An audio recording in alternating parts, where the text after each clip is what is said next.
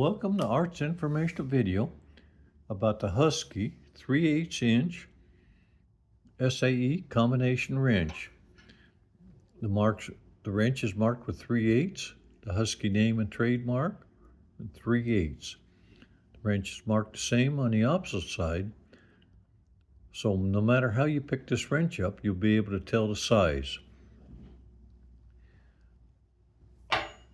12-point box end, open end. The box end is offset. The wrench has a nice chrome finish. Thanks for stopping in and checking out this Husky 3/8 inch combination wrench.